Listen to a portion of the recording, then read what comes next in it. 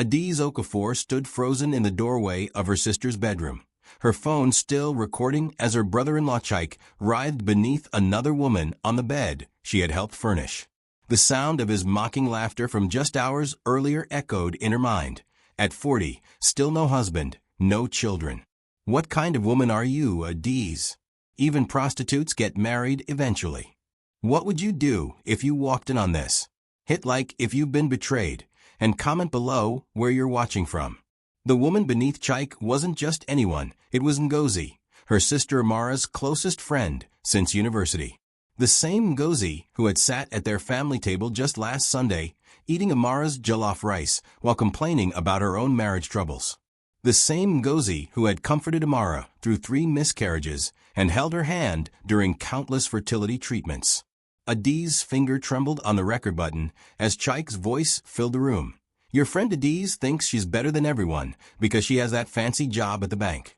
But look at her, 40 and alone. At least you know how to satisfy a man. Ngozi's breathless response made Adaeze's stomach turn. She's always been jealous of Amara. Always wanted what she couldn't have. The irony wasn't lost on Adaeze. 3 hours ago, she had been the target of ridicule at her nephew's birthday party. Chike had publicly humiliated her in front of the entire extended family, suggesting that her successful career as a senior banking executive meant nothing because she remained unmarried. The relatives had laughed nervously, some nodding in agreement, while others shifted uncomfortably. Amara, her younger sister by 5 years, had said nothing, had done nothing, just stood there arranging the birthday cake while her husband tore down the sister who had paid for their house deposit, their car, and countless other expenses over the years. Now, as Adaeze watched her sister's marriage crumble through her phone screen, she felt something she hadn't experienced in years: pure, undiluted power. The power to destroy or protect. The power to reveal or conceal. The power to choose her sister's fate. But first, she needed to understand how deep this betrayal ran. Carefully, she backed away from the doorway and moved to Chike's study. If he was capable of this level of deception, what else was he hiding? Her fingers flew across his laptop keyboard. He'd always been careless with passwords, using their wedding anniversary for everything.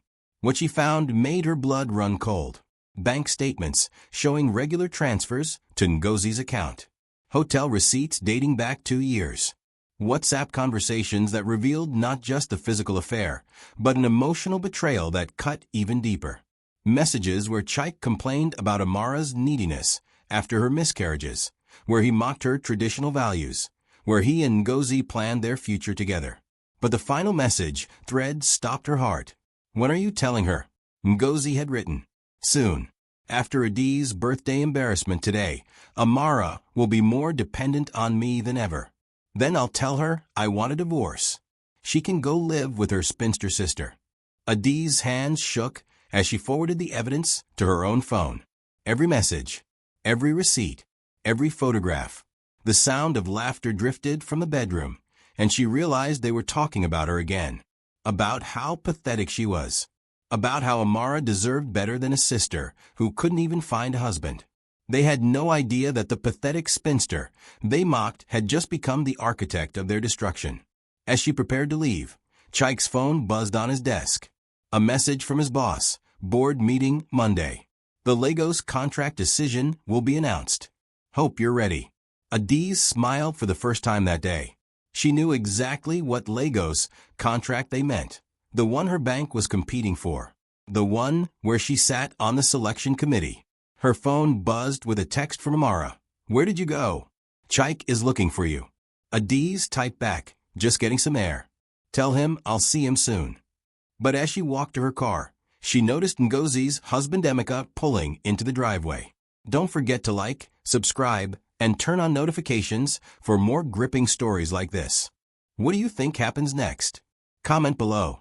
Emeka Ogundamu stepped out of his black Mercedes, loosening his tie after a long day at his law firm. The afternoon Lagos heat was suffocating, but something else made him pause. Adaeze's car was still in the driveway, and the house seemed unusually quiet for a child's birthday party. As he approached the front door, Adaeze emerged from a side entrance, her face a mask of controlled fury that he'd seen before in courtrooms. "Emeka," she said quietly, "we need to talk." "About what? And where is everyone?" "I thought I was late for little Kelechi's party." Adaeze glanced toward the house, then back at him. "The party ended early. But before you go inside, there's something you should know about your wife." The word wife came out like poison, and Emeka felt his chest tighten. In his 15 years of marriage to Ngozi, he'd suspected something was wrong. The late nights, the unexplained expenses, the way she'd grown distant after their daughter started university in South Africa. But suspicion and proof were different animals entirely. "Show me," he said simply. Adaeze handed him her phone. The video was shaky at first, then crystal clear. His wife of 15 years, the mother of his only child, moving beneath another man with an enthusiasm she hadn't shown him in years. The audio was worse than the visuals. Her moans mixed with laughter, their casual conversation about his shortcomings, their plans for a future that didn't include the people they'd promised to love. Emeka's hand tightened around the phone, but his voice remained steady. "How long?" "At least 2 years, based on what I found on his laptop." His laptop. Adaeze showed him the printed WhatsApp conversations, the bank transfers, the hotel receipts. As a lawyer, Emeka recognized evidence when he saw it. This wasn't a moment of weakness or a recent mistake. This was a systematic betrayal with financial implications that would complicate any divorce proceedings. "Why are you showing me this?" he asked. "Because 3 hours ago, that man humiliated me in front of my entire family. Called me a failure because I'm not married. And my sister said nothing." Adaeze's voice cracked slightly. "But mostly because you deserve to know what your wife really thinks of you." She showed him more messages, conversations where Ngozi complained about Emeka's boring personality, his dedication to work, his traditional values. Messages where she mocked his attempts at romance, laughed about his weight gain, dismissed his dreams of starting his own practice. "She's been funding their affair with money from our joint account," Emeka observed, scanning the bank statements with a lawyer's eye. "That's grounds for financial misconduct in divorce proceedings." "There's more." Adaeze showed him property documents. "They've been looking at apartments together. She forged your signature on a loan application last month." The fraud charges alone would destroy Ngozi's career as a school administrator. Emeka felt the familiar calm that came over him in court when he knew he had a winning case. But this wasn't court, this was his life. "What do you want from me?" he asked. "Nothing. I'm giving you a choice. Walk in there and confront them now, or take time to prepare. As a lawyer, you know which option gives you more power." Emeka looked toward the house where his wife was still betraying him, then at the woman who had just handed him the tools for revenge.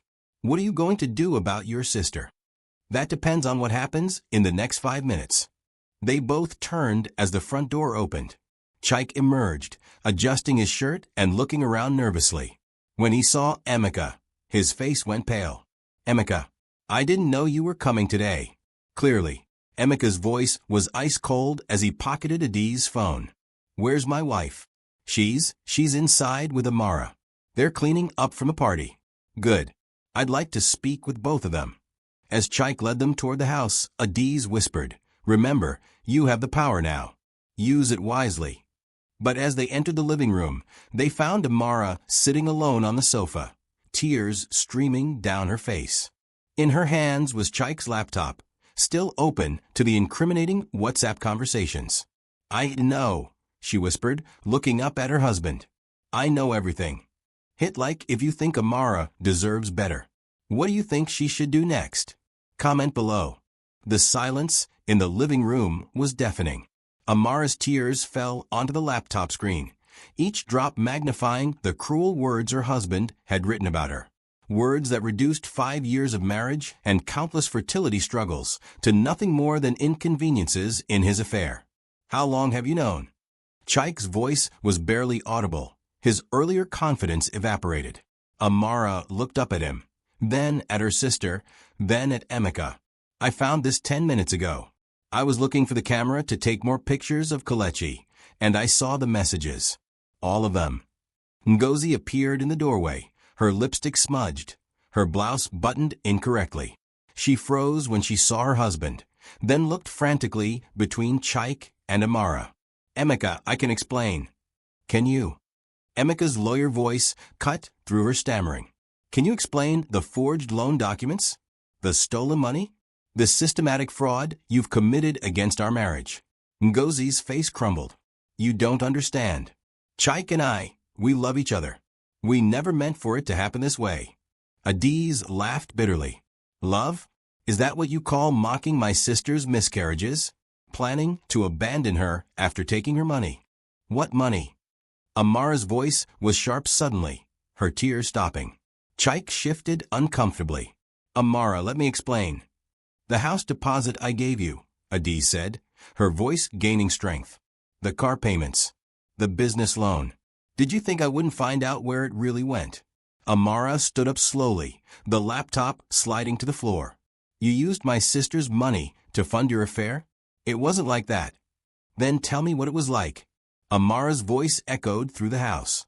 "Tell me how you spent 2 years planning to leave me while I blamed myself for our fertility problems. Tell me how you convinced me I was the failure while you were stealing from the sister you mocked today." The transformation was startling. The quiet, traditional wife was gone, replaced by a woman who suddenly understood the full scope of her husband's betrayal. Not just emotional, not just physical, but financial and calculated. Emeka stepped forward, his phone already recording. "For the record, are you admitting to using funds obtained through fraud to conduct an extramarital affair?" "Stop," Ngozi pleaded. "Emeka, please, think about our daughter. Think about our life together." "Our life together?" Emeka's composure finally cracked. "You mean the life where you mocked my dreams, stole my money, and planned to leave me for a man who can't even afford his own adultery?" Chike's face reddened. "That's enough. This is my house." "Actually," Adaeze pulled out a folder from her bag. "It's not. I pulled the property records. The house is in Amara's name, bought with money I provided. You have no legal claim to it."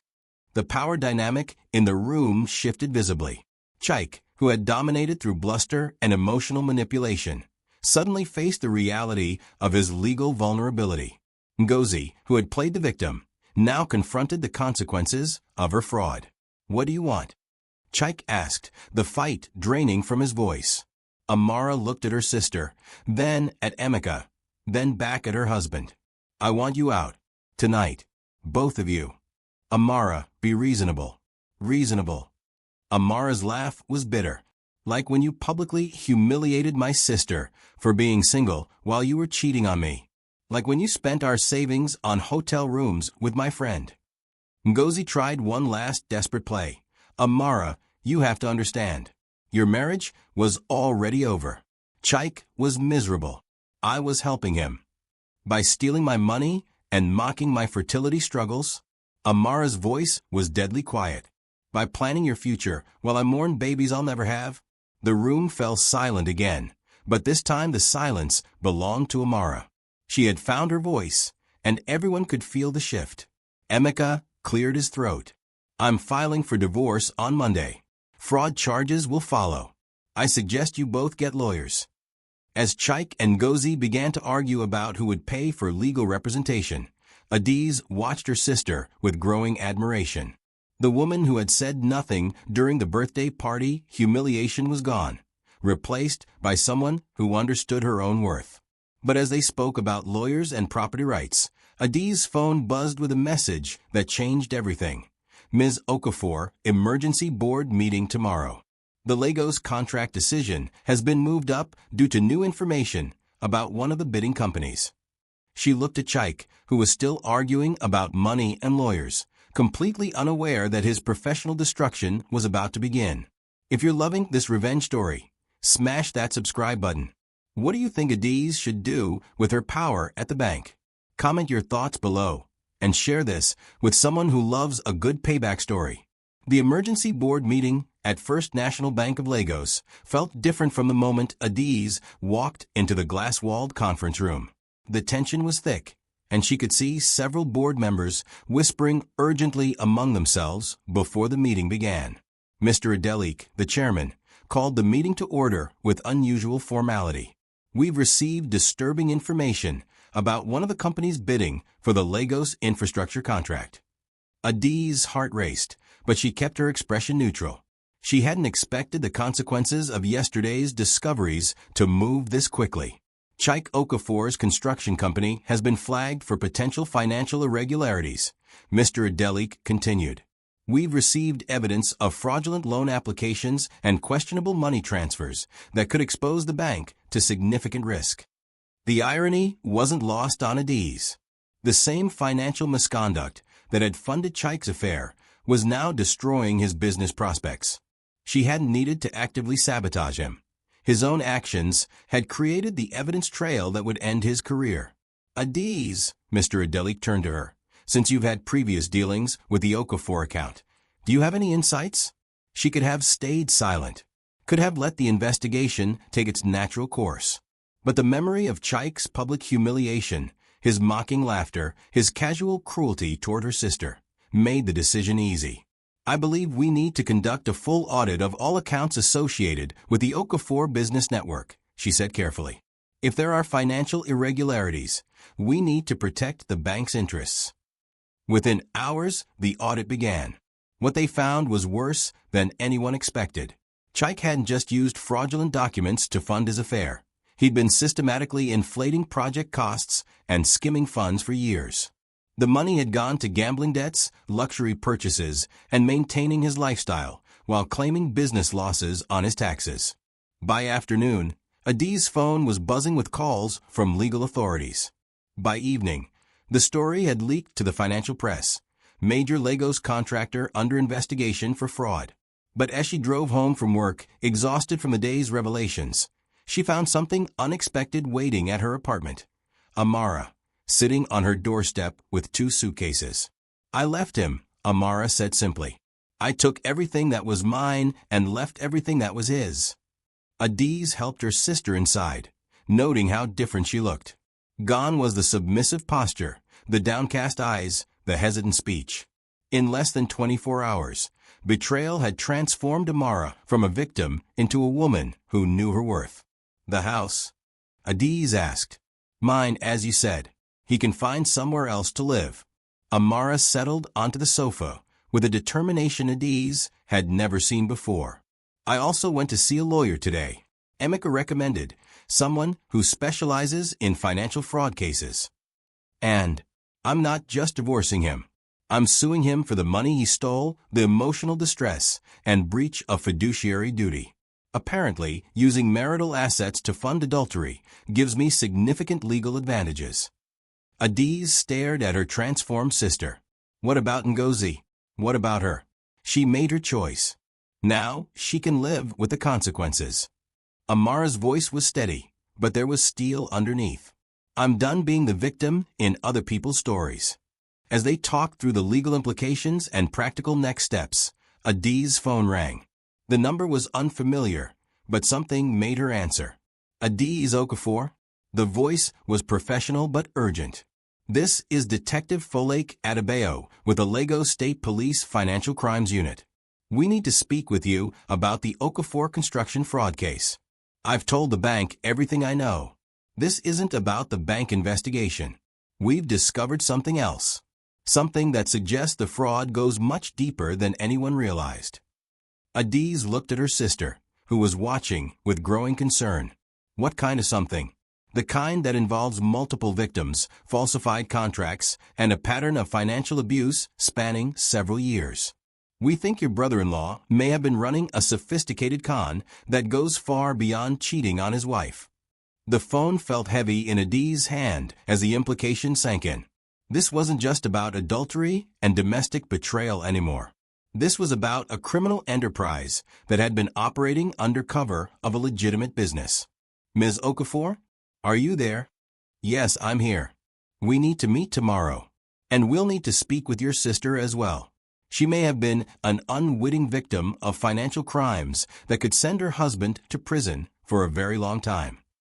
As Adaeze hung up the phone, she realized that her desire for revenge had uncovered something much bigger and more dangerous than she'd ever imagined. But looking at Amara's determined face, she also realized something else. They were ready for whatever came next. Don't forget to hit that like button if you're Team Amara. What do you think the police have discovered? Comment below with your theories. Detective Folake Adebayo's office in Victoria Island was nothing like the police stations Adaeze had seen in Nigerian movies. Modern air-conditioned, with computer screens and file cabinets organized with military precision, it spoke to the seriousness of the financial crimes unit's work. The detective herself was equally impressive. A woman in her early 40s with sharp eyes and the kind of presence that suggested she'd seen every type of financial criminal Lagos had to offer. "Thank you both for coming," she said, gesturing for Adaeze and Amara to sit. "What I'm about to tell you may be difficult to hear, but we need your help to build a case that could protect many other victims."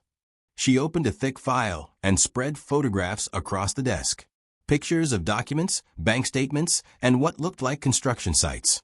"Your husband," she said, looking at Amara, "has been running what we call a romance construction scam for at least 3 years. "What does that mean?" Amara's voice was steady, but Adaeze could see her sister's hands trembling slightly. "He targets women in traditional marriages, women who trust their husbands to handle financial decisions.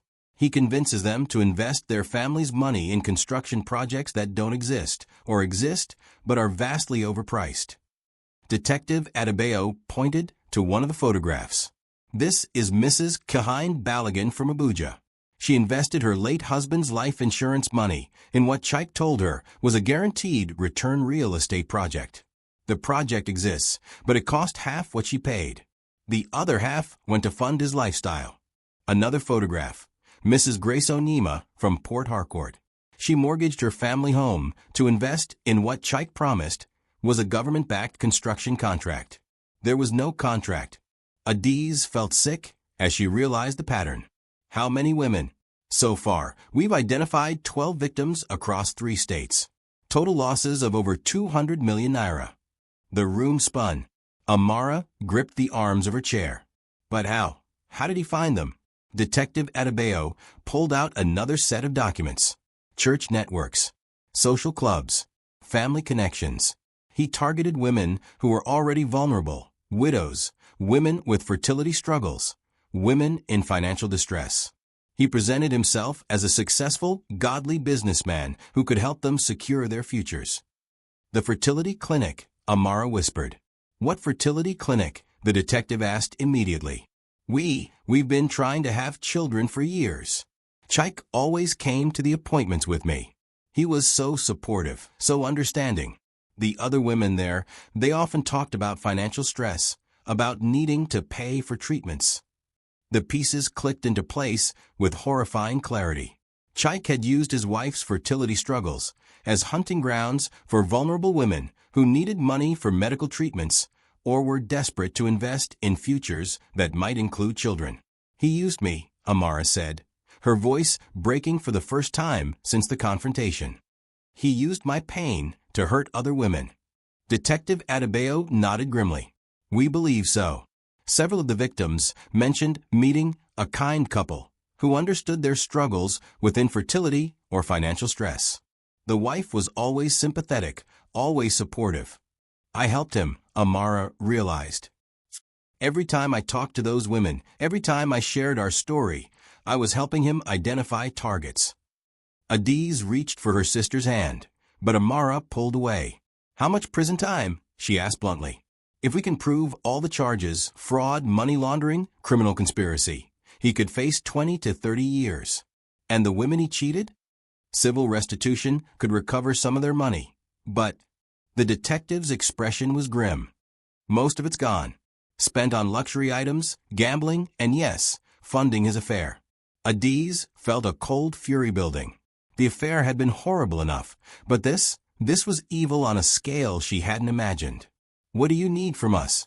"Everything. Bank records, communications, witness testimony. But most importantly," she looked at Amara, "we need you to help us contact the other victims. Many of them still think of you as a friend.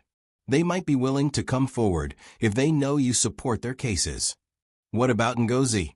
Adaeze asked. "Was she involved?" Detective Adebayo's expression darkened. That's what we need to determine. Some of the money transfers went to accounts in her name. She either actively participated in the fraud, or she's another victim who was used without her knowledge. She knew, Amara said quietly. The messages on his laptop. She knew about the money. She joked about all those desperate women paying for their future together. The detective made notes quickly. That could make her an accomplice to fraud. As they finished giving their statements, Detective Adaeze walked them to the door. Mrs. Okafor, Amara, I want you to know that coming forward takes courage. Many women in your situation would have stayed silent to avoid embarrassment.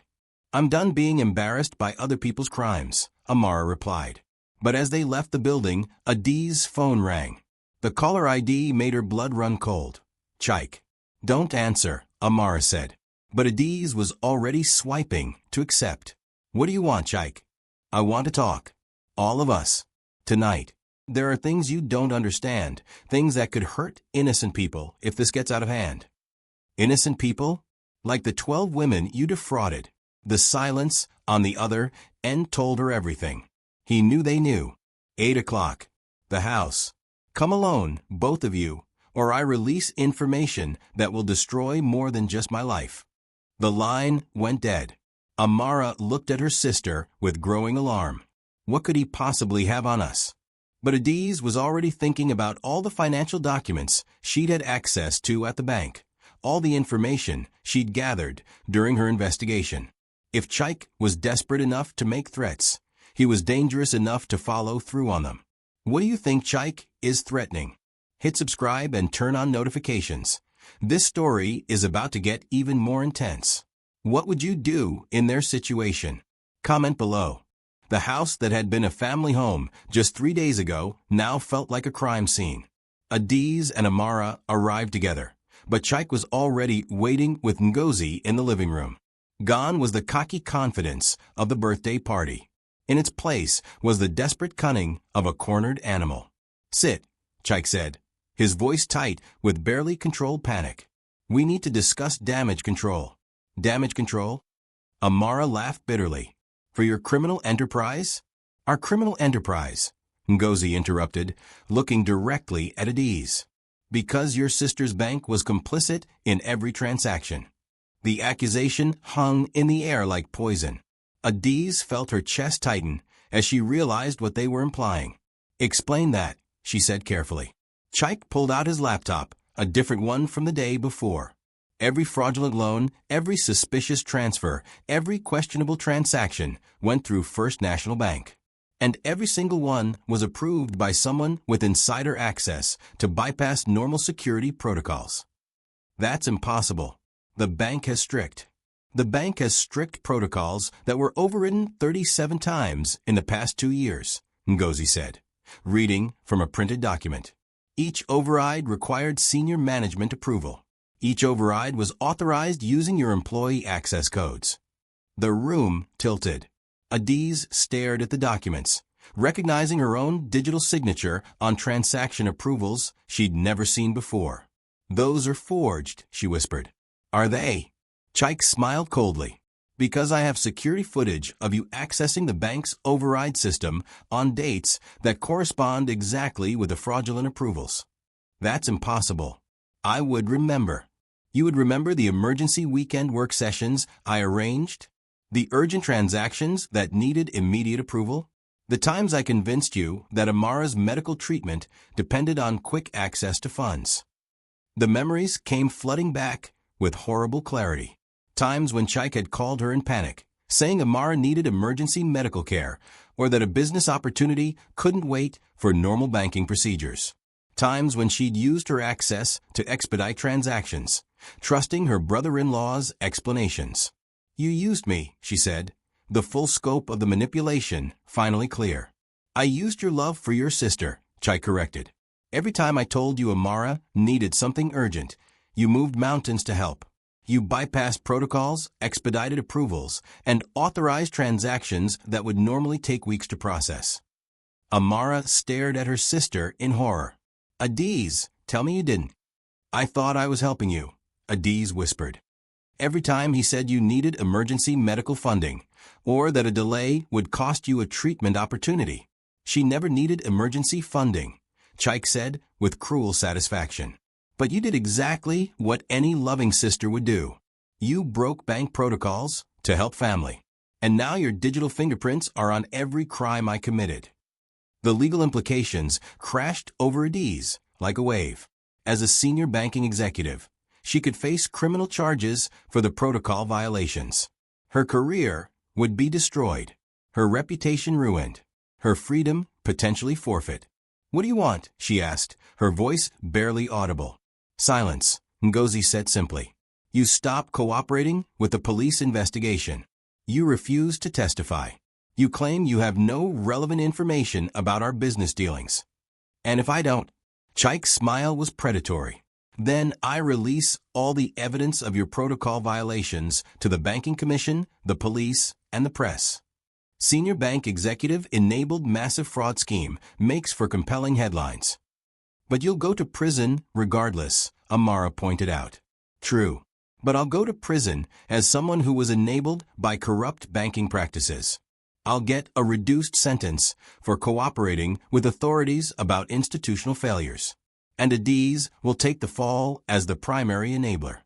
The manipulation was masterful and horrible.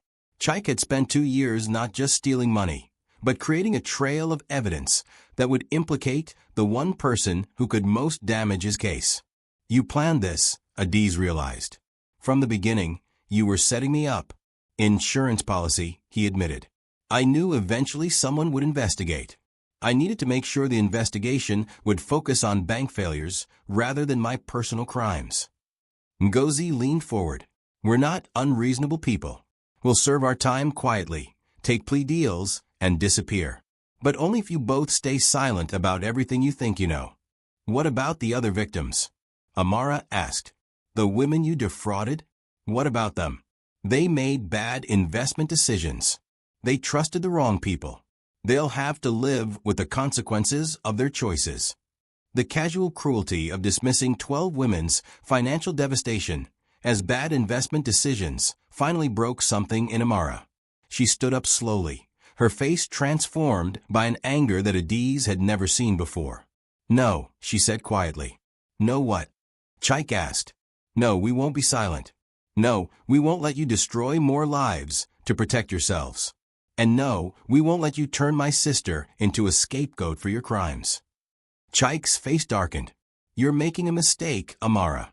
A very expensive mistake that will cost both of you everything." But Amara was already walking toward the door. "Then that's a price we'll pay." As they left the house, Adaeze's phone was already ringing. Detective Adebayo's name appeared on the screen, and she knew there was only one choice to make. She answered the call. "Detective, we need to meet immediately. I have information about how the fraud was accomplished, and I need to discuss my own legal exposure." As she spoke, she saw Amara nod with fierce pride. They might lose everything, but they would face the consequences with their integrity intact. If you're on the edge of your seat, smash that subscribe button and turn on notifications. Do you think Adaeze made the right choice? What would you have done? Let us know in the comments below. The Lagos State High Court was intimidating under the best of circumstances, but as Adaeze walked through the metal detectors 3 months later, it felt like entering a gladiatorial arena. The media attention had been relentless since the charges were filed, turning her from a respected banking executive into a cautionary tale about corporate compliance failures. Her lawyer, Mrs. Funmi Bakare, one of Lagos's most respected white-collar defense attorneys, met her in the corridor outside courtroom 7. "Remember what we discussed," she said quietly. "Your cooperation with the investigation and voluntary disclosure of the protocol violations work in your favor, but the prosecution will try to paint you as either complicit or criminally negligent." Through the courtroom windows, Adaeze could see Chike and Ngozi at the defendant's table with their legal team. Chike looked smaller somehow, diminished by 3 months in custody awaiting trial. Ngozi appeared defiant, her chin raised as if daring the world to judge her choices. The victims filled the gallery, 12 women whose lives had been shattered by the couple's greed. Mrs. Kilhine Balogun, the widow from Abuja who had lost her husband's life insurance money, Mrs. Grace Onyema, who was facing foreclosure because of her fraudulent investment, others whose names Adaeze had learned during her testimony to the police. But it was Amara's presence in the front row that gave her strength. Her sister had transformed completely over the past 3 months. Gone was the submissive wife who had endured public humiliation in silence. In her place sat a woman who had become an advocate for the other victims, helping them navigate the legal system and find emotional support. All rise for Justice Adaeze Okafor, the bailiff announced. The proceedings began with prosecutor Mr. Tunde Adepoju outlining the case against Chike and Ngozi. The evidence was overwhelming: forged documents, fraudulent transfers, victim testimony, and digital trails that painted a picture of systematic criminal enterprise. But when it came time to address Adaeze's role, the complexity of the situation became clear. Ms. Okafor's position is unique, the prosecutor acknowledged. While she violated banking protocols, the evidence suggests she was manipulated into doing so through emotional exploitation. Her immediate cooperation upon discovering the full scope of the crimes and her assistance in recovering victim assets demonstrates that she was another victim rather than a willing participant. Chike's lawyer immediately objected. "Your Honor, Ms. Okafor held a senior position at a major financial institution. Ignorance of the law is not a defense, and the protocols she violated exist specifically to prevent this type of fraud." Justice Okafor listened carefully as both sides presented their arguments. When it came time for victim testimony, the courtroom fell silent. Mrs. Balogun took the stand first, her voice steady despite her obvious pain. "I trusted them because they seemed to understand loss." Mrs. Amara had shared her struggles with infertility, and Mr. Chike presented himself as someone who wanted to help women like us secure better futures. Her testimony revealed the sophisticated nature of the emotional manipulation. Chike and Ngozi had spent months building relationships with their victims, attending church services, participating in social events, creating an elaborate facade of respectability and success. They knew exactly what to say, Mrs. Onyema testified. "They talked about being blessed so that we could bless others. They made it sound like a ministry, not a business." When Amara was called as a witness, the courtroom's attention intensified. She had become something of a media figure, the betrayed wife who had chosen justice over silence, even when it meant personal financial ruin. "I was used as bait," she said clearly. "My husband used my fertility struggles, my financial dependence, and my trust to identify and manipulate vulnerable women. When I discovered the affair, I also discovered that my pain had been weaponized against others." The defense tried to portray her as a vindictive ex-wife seeking revenge, but Amara's composed responses and detailed knowledge of the financial schemes made it clear that she was motivated by justice, not spite. "I could have stayed silent," she said. "I could have taken a divorce settlement and disappeared. Instead, I chose to help the other victims recover what was stolen from them, even though it meant losing everything myself." When Adaeze finally took the stand, the weight of 3 months of investigation, media scrutiny, and personal reflection pressed down on her shoulders. "I violated banking protocols," she said simply. "I bypassed security measures that exist to prevent exactly this type of fraud. I did so because I believed I was helping my sister access medical funding for fertility treatments." Under cross-examination, Chike's lawyer pressed hard. "Ms. Okafor, in your 15 years in banking, how many times had you violated protocols before these incidents?" "Never." "And you expect this court to believe that you suddenly abandoned professional ethics out of sisterly love?" "I expect this court to understand that skilled manipulators exploit love and trust to accomplish their crimes. My brother-in-law used my relationship with my sister to turn me into an unwitting accomplice." The turning point came when the prosecution presented recorded phone calls between Chike and Adaeze, conversations they had recovered from Chike's phone during the investigation. Chike's voice filled the courtroom. "Adaeze, I'm at the hospital with Amara. They need payment up front for the new treatment, and the bank's normal approval process will take too long. She's devastated. Can you help us expedite this? Adaeze's recorded response showed her genuine concern. Of course. Send me the details immediately. I'll use emergency protocols. Call after call revealed the same pattern: manufactured urgency, emotional manipulation, and Adaeze's consistent willingness to bend rules for what she believed were medical emergencies. But the final piece of evidence changed everything. Detective Adaeze presented bank security footage showing Chike entering the bank's customer service area on multiple occasions, apparently conducting normal business. But enhanced analysis revealed he was actually photographing computer screens and documenting security procedures during Adaeze's emergency approvals. He was gathering evidence against Ms. Okafor while she was helping him commit crimes, the detective testified. Every protocol violation she made was documented by Mr. Okafor as insurance against future prosecution. The revelation sent shockwaves through the courtroom.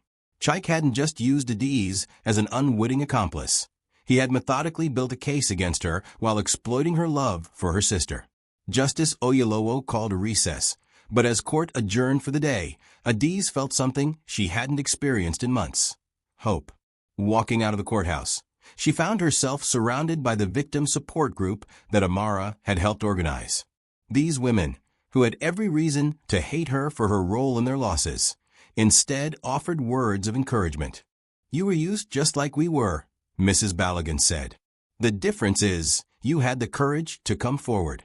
But as they reached the courthouse steps, a reporter thrust a microphone toward Adaeze. "Ms. Okafor, if you're convicted, you could face up to 10 years in prison.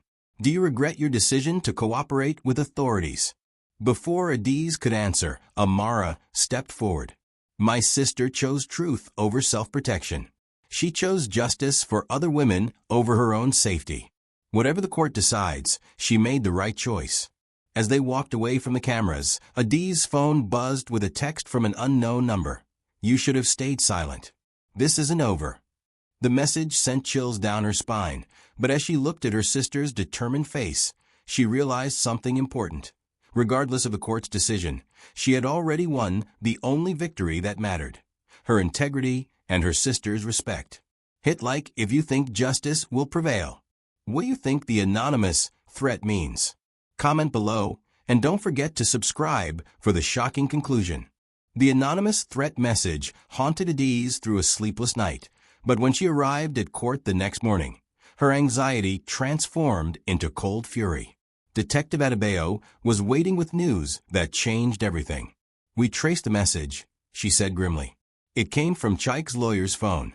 He's been intimidating witnesses throughout the investigation." "Can you prove it?" "We're about to." The phone company provided records showing multiple threatening messages to victims and witnesses.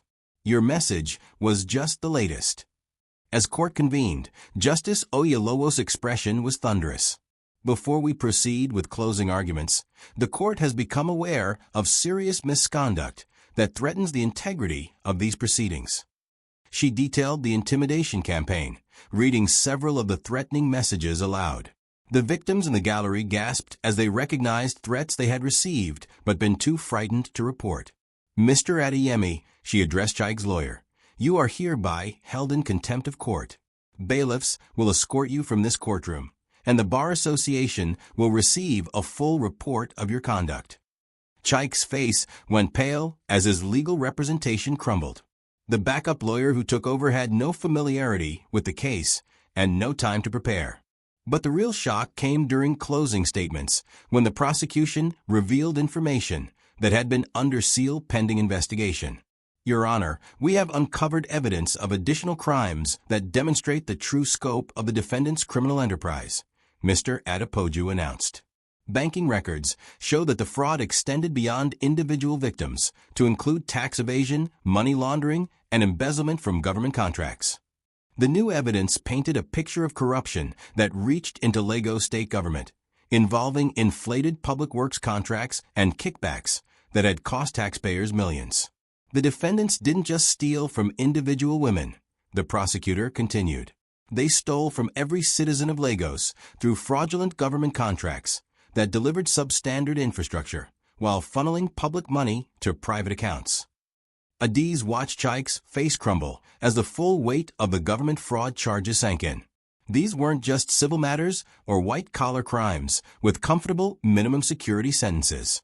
These were federal offenses carrying decades in prison. Ngozi finally broke, sobbing as she realized that her romantic adventure had led her into a criminal conspiracy that could cost her the rest of her life. During the lunch recess, Amara pulled her sister aside with urgent news. "The fertility clinic called," she said. "They've been reviewing their financial records as part of a separate investigation, and they found something." "What kind of something?" "Payments. Large payments from Chike to clinic staff members for patient information. Names, addresses, financial situations, medical histories, everything he needed to identify vulnerable targets." The revelation added another layer to Chike's manipulation. He hadn't just used Amara's fertility struggles as an entry point to victim networks. He had corrupted medical professionals to obtain private patient information for his criminal enterprise. "The clinic is cooperating fully with authorities," Amara continued. "But they also wanted us to know that several women have come forward with similar stories from other cities." Lagos wasn't his only hunting ground. As they returned to the courtroom, Adaeze felt a strange sense of completion.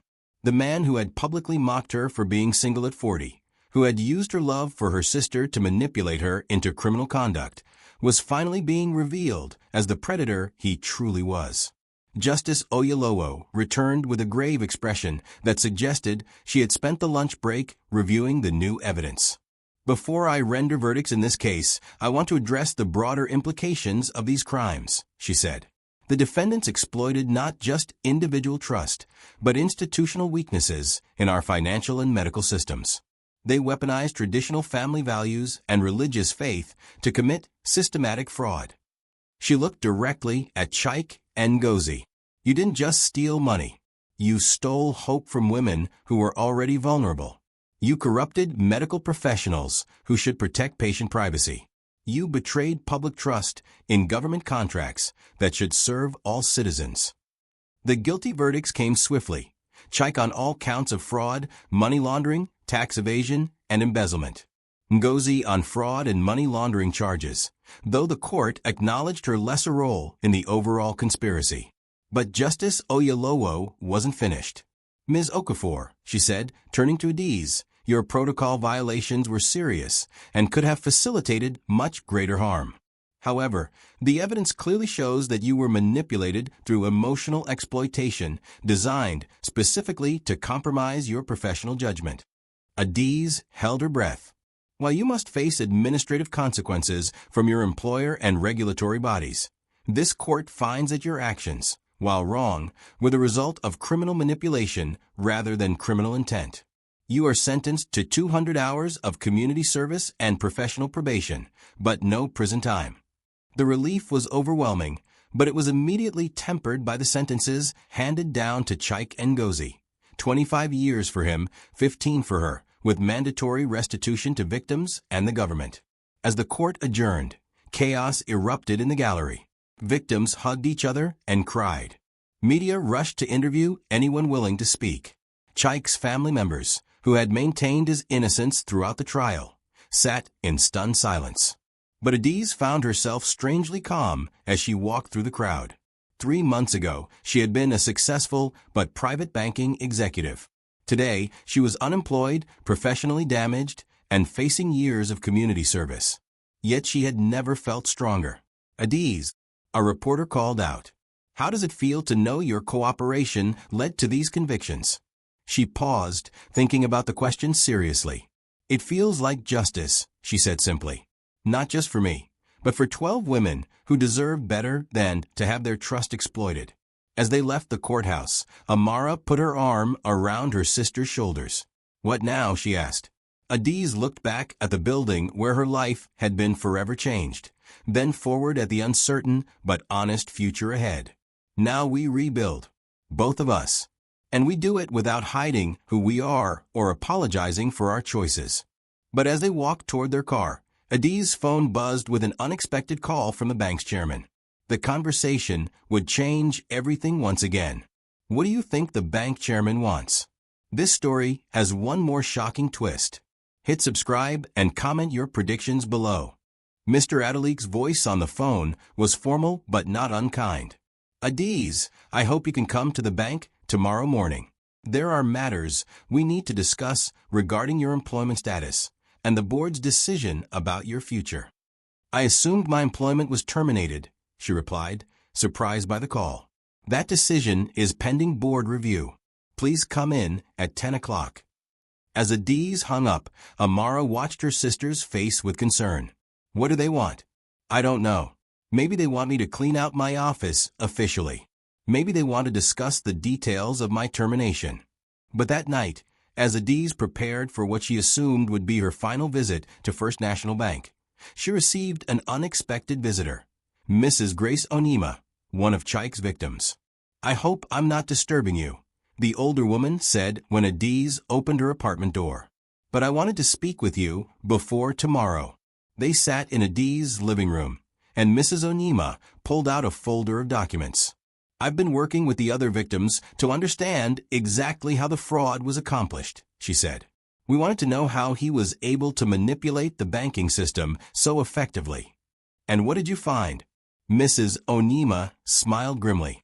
We found that your bank has the strongest anti-fraud protocols of any major financial institution in Lagos. The only way Chike could have bypassed them was through exactly the type of emotional manipulation he used on you. She spread out the documents, analysis prepared by a forensic accountant the victims had hired to understand their losses. Without your emergency approvals, his scheme would have been detected within weeks. But because he exploited your family relationship and your concern for your sister's medical needs, he was able to operate for 2 years. I don't understand why you're telling me this. Mrs. Onima leaned forward. Because we've been speaking with banking regulators, fraud prevention specialists, and law enforcement agencies. They all say the same thing. The protocols you violated were the only thing standing between Chike and much greater crimes. She pulled out another document. This is an analysis of similar fraud cases across West Africa. In every instance where criminals successfully penetrated banking security, they used some form of insider emotional manipulation. Your case has become a textbook example of how family relationships can be weaponized against financial institutions. Adaeze stared at the papers, trying to process what Mrs. Onima was saying. The Victims Coalition has been working with banking regulators to develop new training protocols based on your experience, the older woman continued. They want to teach banking professionals to recognize emotional manipulation tactics and provide support systems to prevent what happened to you from happening to others. You want me to help train people to avoid my mistakes. We want you to help prevent other people from being victimized the way we were. Your expertise in banking, combined with your experience as a victim of manipulation, makes you uniquely qualified to help financial institutions protect themselves and their customers. As Mrs. Onima left, Adaeze spent the night reading the documents she had provided. The forensic analysis was comprehensive and damning, but not of her. Instead, it painted a picture of sophisticated criminal psychology that had turned her professional expertise and personal love into weapons against both her and the victims. The next morning, as she walked into the bank's executive conference room, she found not just Mr. Adelique, but representatives from the Central Bank of Nigeria, the Economic and Financial Crimes Commission, and several other banking executives she recognized from industry meetings. Adaeze, Mr. Adelique began, we've spent the past 3 months reviewing not just your actions, but the systemic vulnerabilities that made them possible. A woman from the central bank spoke next. Your case has highlighted critical weaknesses in how financial institutions handle emergency protocols and family-related requests. We need to develop new training and security measures. We'd like to offer you a position, Mr. Adelique continued. Not in traditional banking operations, but as head of a new fraud prevention and employee protection unit. You would work with law enforcement, victim advocates, and other financial institutions to develop training programs and security protocols. Adaeze sat in stunned silence. The salary would be comparable to your previous position, but the work would be entirely different. You'd be traveling, speaking at conferences, training banking professionals, and helping develop policy at the regulatory level. You want me to turn my biggest professional failure into a career. The FCC representative leaned forward. Ms. Okafor, what happened to you wasn't a failure, it was a crime. A crime that was committed against you just as much as against the other victims. But your response to discovering the truth, your cooperation with authorities, and your expertise in banking operations make you invaluable in preventing similar crimes. We've already received requests from banks in Ghana, Kenya, and South Africa for training programs based on your experience, the central bank representative added. This could become a continental initiative to protect both financial institutions and potential victims of fraud. As the meeting concluded, Adaeze walked through the bank where she had worked for 15 years, seeing it with completely different eyes. The building that had represented her career failure could become the launching point for a new mission. But as she reached the lobby, she encountered someone who brought her crashing back to painful reality. Emeka, Ngozi's now ex-husband. Adaeze, he said, his voice heavy with exhaustion. I need to speak with you. They stepped outside, and she saw the toll the past months had taken on him. The confident lawyer had become a tired man carrying the weight of public scandal and personal betrayal. Ngozi contacted me from prison, he said. She wants to see you. Why? She says she has information about other people involved in the fraud. People who haven't been caught yet. But she'll only share it with you. Adaeze felt her newfound hope wavering. Just when she thought the nightmare was ending, it seemed to be expanding into new horrors. What kind of other people? I don't know. But she says if this information comes out, it could destroy several prominent families and potentially destabilize some major financial institutions. As Emeka walked away, Adaeze realized that her story wasn't ending.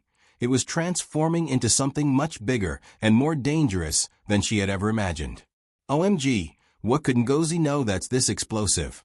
Smash that subscribe button, because the final chapter is going to blow your mind. What do you think she should do? Comment below. The women's correctional facility in Kirikiri was nothing like Adaeze had imagined. Modern, clean, but with an atmosphere of barely contained desperation that made every breath feel heavy. As she waited in the visitor's room, she wondered what information could be so dangerous that Ngozi would risk extending her legal troubles by revealing it. Ngozi entered looking nothing like the confident woman who had mocked Adaeze's single status just 4 months earlier. Prison had stripped away her designer clothes and professional makeup, revealing someone who looked older, smaller, and utterly defeated. Thank you for coming, Ngozi said, sitting across the metal table. I wasn't sure you would. I almost didn't. What information is so important that you'd risk additional charges by revealing it? Ngozi looked around nervously, then leaned forward. The government contracts weren't Chike's idea. He was just the front man for a much bigger operation. What kind of operation? A consortium of politicians, banking executives, and construction companies that have been systematically inflating government contracts and splitting the profits for over a decade. Chike was recruited because he had access to your banking approvals and because his business provided good cover for money laundering. Adaeze felt the blood drain from her face. Which banking executives? People you know. People you work with. People who are probably going to offer you new positions or promotions to keep you quiet about what you might have seen. The timing of the bank's job offer suddenly took on a sinister cast. Had they offered her the fraud prevention position to monitor what she knew, or to prevent her from looking too closely at other suspicious transactions? Names, Ngozi. Give me names. Deputy Governor Afolabi. Construction Minister Okoro. And from your bank. She paused, seeing Adaeze's expression. Your former supervisor, Mr. Ogunbayo. And the chairman of the board, Mr. Adelik. The room spun. The man who had just offered her a new career was potentially part of the criminal conspiracy that had destroyed her life. Do you have proof? Ngozi pulled out a small flash drive. Bank records, meeting recordings, contract documents. Chike was paranoid about being betrayed by his partners, so he documented everything. Why are you giving this to me? Because they're going to sacrifice us to protect themselves. Chike and I will serve our sentences while they continue stealing millions. Unless someone with credibility and access exposes them. Adaeze stared at the flash drive, understanding that accepting it would mean destroying her new career opportunity and potentially putting herself in physical danger. There's something else, Ngozi continued. They know you have access to banking records that could expose other fraudulent transactions. The job offer isn't a reward, it's containment. They want to control what you can investigate and who you can share information with. How do you know this? Chike received a message in prison. Someone wants him to know that cooperation with authorities beyond his original plea agreement would have consequences for people he cares about. What people? His family. You and Amara. They know you both have evidence that could expand the investigation beyond individual fraud to institutional corruption. They want to make sure that evidence stays buried. The magnitude of the conspiracy was overwhelming, but what terrified Adaeze most was the threat to her sister. Amara had sacrificed her marriage and financial security to help other victims. Now that courage had put her in danger from people with unlimited resources and political power. What do you want from me? Take the evidence to Detective Adaeze. But don't trust anyone else in the system until you know who else might be involved. As Adaeze left the prison with the flash drive hidden in her purse, her phone rang with a call from Mr. Adaeze. Adaeze, I hope you've had time to consider our offer. We'd like to announce your new position by the end of the week. I need a few more days to make my decision, she said carefully. Of course. But I should mention that the central bank representatives were very impressed with you. This position could lead to significant opportunities at the regulatory level. The subtle pressure in his voice made her stomach clench. They weren't just offering her a job, they were trying to buy her silence with promises of career advancement. That evening, as she sat in her apartment with Amara, analyzing the contents of Ngozi's flash drive, the scope of the corruption became clear. Bank records showing inflated government contracts worth billions of naira. Audio recordings of meetings where public officials discussed dividing stolen funds. Evidence of a criminal enterprise that made Chike's individual fraud look insignificant by comparison. We have to take this to Detective Adaeze, Amara said after reviewing the documents. And if some of the people on this list have connections in law enforcement, if reporting this puts us in danger. They were interrupted by a knock at the door. Through the peephole, Adaeze saw Detective Adaeze herself, but she wasn't alone. Two men in expensive suits flanked her, and her expression suggested she wasn't making a friendly visit. Ms. Okafor, the detective said when Adaeze opened the door, these gentlemen are from the Attorney General's office.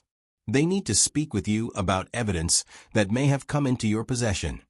One of the men stepped forward. We understand you may have received materials from Mrs. Ngozi Ogundimu that could compromise an ongoing national security investigation. The term national security sent chills down Adaeze's spine. They weren't talking about banking fraud anymore. They were talking about something that reached the highest levels of government. Any such materials need to be turned over immediately for proper analysis and classification, the second man added. Failure to comply could result in charges under the Official Secrets Act. Adaeze looked at Detective Adaeze, trying to read her expression. Was she part of the cover-up, or was she being pressured just like everyone else?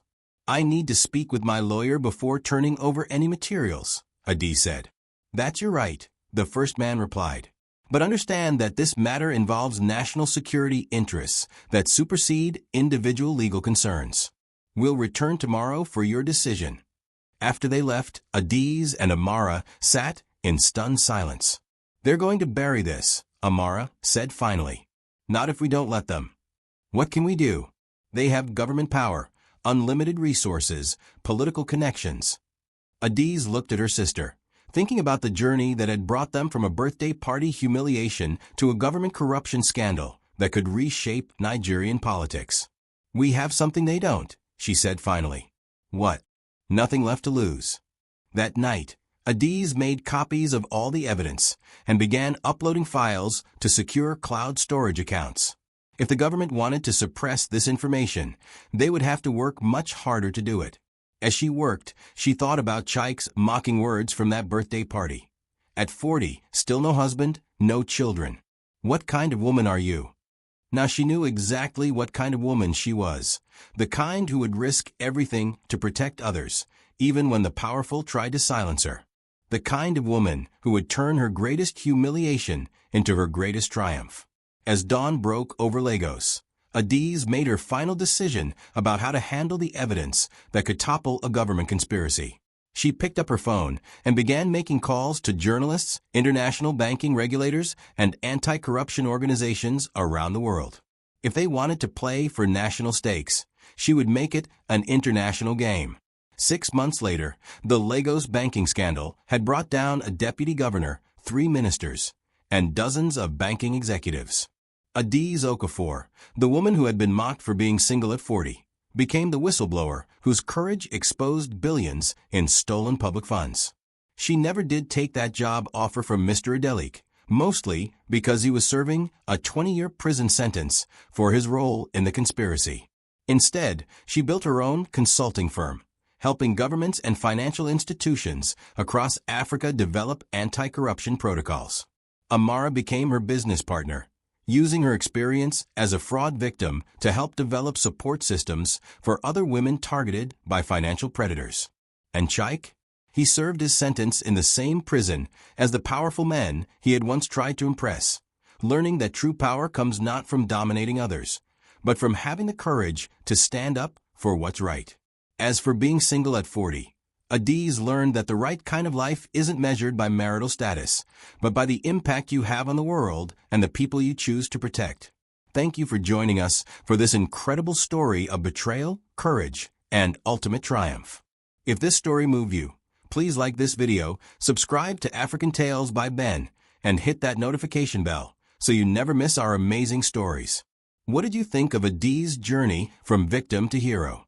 Comment below and let us know your thoughts. Share this video with anyone who needs to hear that their biggest challenges can become their greatest strengths. From all of us at African Tales by Ben, remember, your story isn't over until you decide it is. See you in the next episode.